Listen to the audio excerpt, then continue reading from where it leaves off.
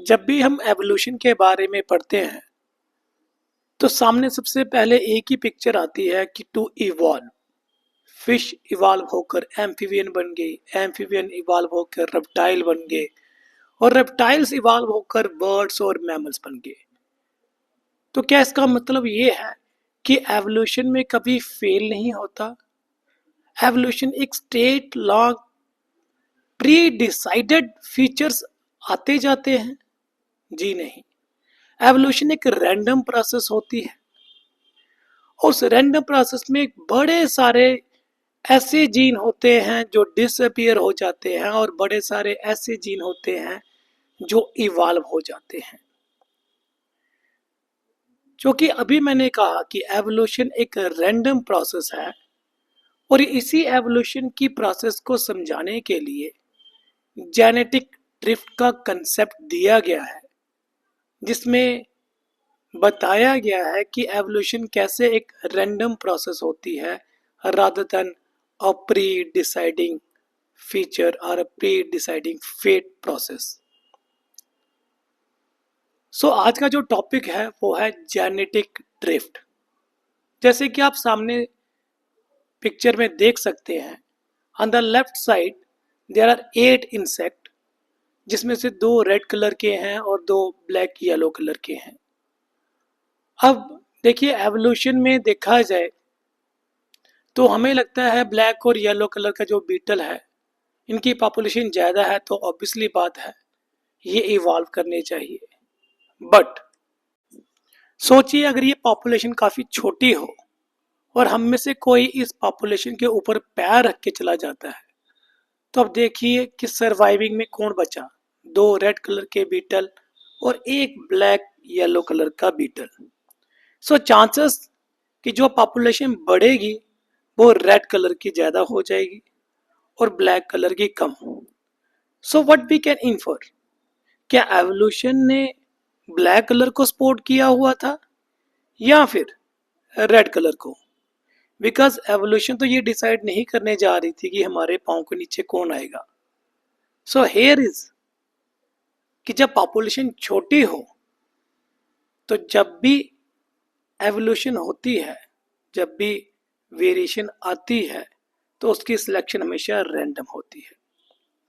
और ये जो कंसेप्ट है ये सीवल राइट ने इन 1930 में किया था और इसी वजह से इसे सीवल राइट इफेक्ट भी कहते हैं। उसने ये कंसेप्ट दिया था, principle of gene frequency fluctuation in small population in his ऐसे effect of population size.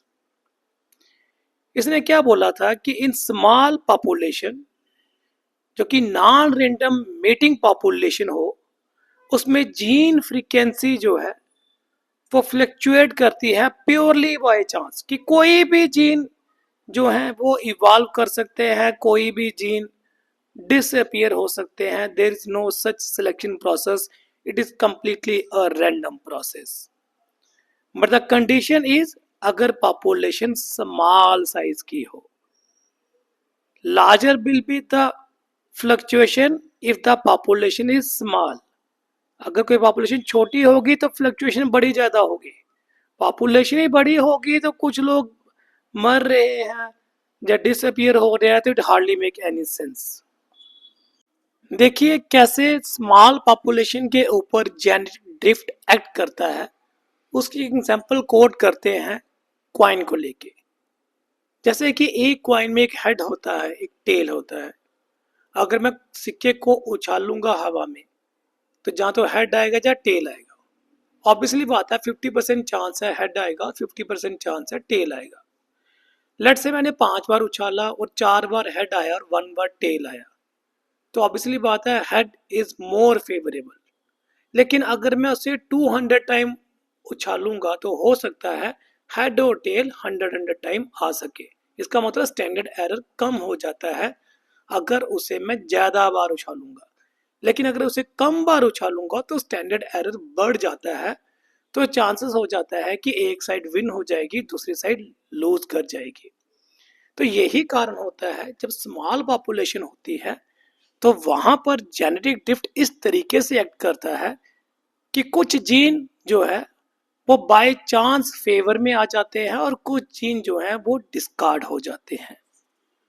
Head and tell की एग्जाम्पल को फिर से इस इंसेक्ट से बताते हैं। यहाँ पर दो टाइप के बीटल हैं, ब्लू और रेड कलर के, और उसकी पॉपुलेशन में देखिए 5 ब्लू कलर के बीटल है और 5 ही रेड कलर के बीटल है। सो रेशियो 5:5 है। ठीक है, मतलब देखा जाए तो 1:1। अब जैसे किसी ने उन बीटल को मारा तो उसमें से क्या हुआ, रेड वाले जो 5 हैं वो तो बच गए, लेकिन जो ब्लू वाले थे वो 4 मारे गए, सो एक ही बचा। सो अब क्या है कि 5 बीटल रेड वाले बचे हैं, ऑब्वियसली बात है उनकी पॉपुलेशन और ज्यादा बढ़ जाएगी, तो वो अगली जनरेशन में 5 के 10 हो जाएंगे। लेकिन ब्लू बीटल तो एक ही बचा था, तो अगली जनरेशन में 1 से 2 हो जाएंगे। इट मीन्स अगली जनरेशन में रेशो जो पहले 5:5 थी, अब वो 10:2 हो चुकी है। क्लियरली मीन जो 1:1 चल रही थी अब 2:1 बन चुकी है।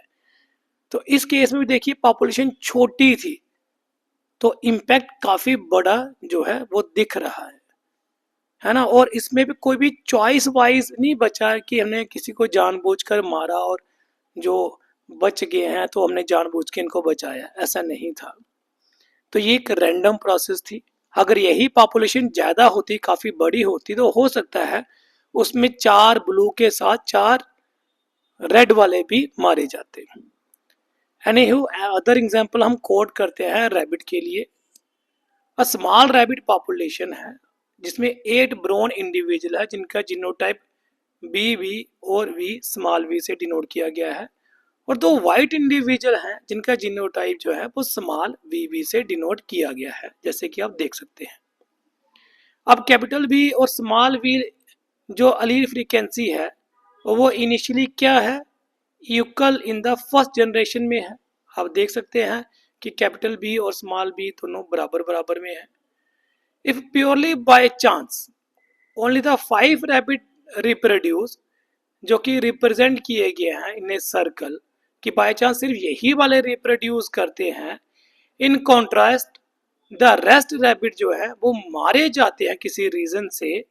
ठीक है, तो द फ्रीक्वेंसी ऑफ जो 8 अलील है will be 0.7 and the frequency of जो मतलब जो फ्रीक्वेंसी ऑफ कैपिटल B वाले अलील होंगे उनकी 0.7 बन जाएगी, और जो फ्रीक्वेंसी स्मॉल b वाले अलील की है वो 0.3 बन जाएगी इन द सर्वाइविंग ग्रुप। अब the frequency of capital B and the small b in the population जो है वो चेंज होगी है 0.7 एंड 0.3 रिस्पेक्टिवली। क्यों? क्योंकि 5 rabbit in the previous population जो थे had different allele frequency than the population. तो कहता है कि भाई अब देखिए कि जब पहली पॉपुलेशन में सिर्फ 5 रैंडमली मेटिंग के डिसाइड किए गए जिनको सर्कल किया गया यही मेट करेंगे, तो अगली जनरेशन में अलीली फ्रीक्वेंसी ही बदल चुकी थी। ठीक है, और from this second generation if only 2 of the capital B offspring survive and represented by the third generation, the small b allele will be completely lost from the population। तो कहता है अगर अगली जनरेशन में सिर्फ कैपिटल B वाले ही survive करें तो स्मॉल b वाला जो है वो टोटली विलुप्त ही हो जाएगा। तो ऑब्वियसली बात है यहाँ पर फिर से दिखाया गया है कि कैपिटल B कैसे सरवाइव कर रहा है और स्मॉल b रैंडम प्रोसेस से कैसे पॉपुलेशन से एलिमिनेट हो रहा है।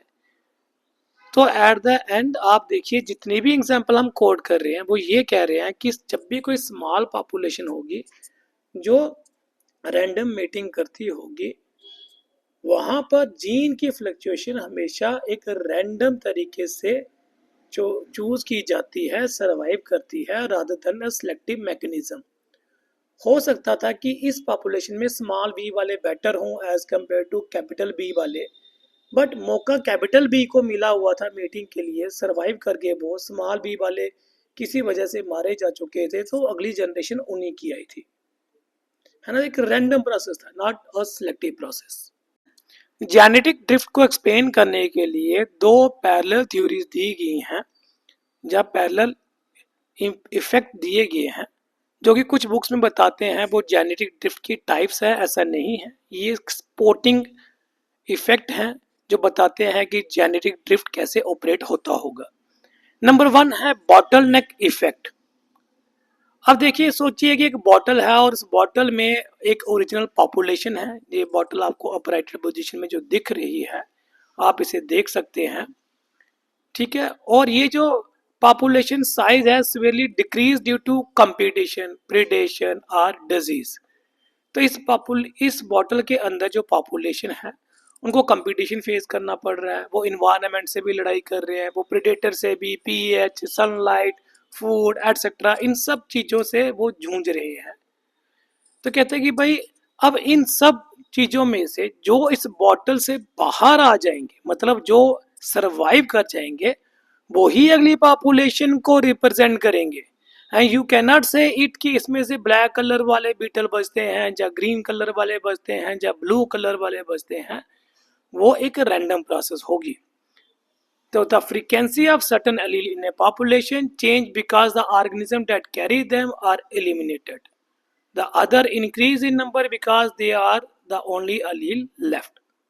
A population bottleneck occur when population size abruptly decrease due to unpredictable circumstances such as unexpected demise of the individual due to environment disaster, habitat degradation, predation, hunting, and the new population is formed when a small number of individuals survive and the new population gene frequency undergoes a drastic change.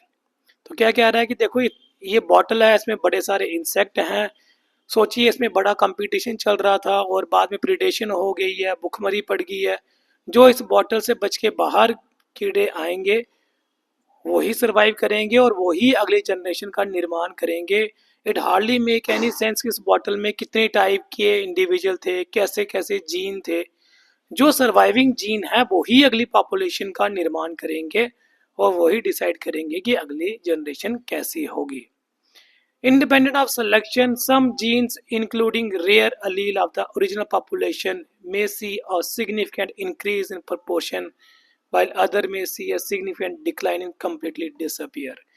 कहता है कि अगली population में हो सकता है कि पिछली पॉपुलेशन में जो बेहद डोमिनेंट थे, अगली में वो बड़े कम रह चुके हैं, और जो पहली जनरेशन में बड़े कम थे वो इस जनरेशन में काफ़ी ज़्यादा बढ़ जाए।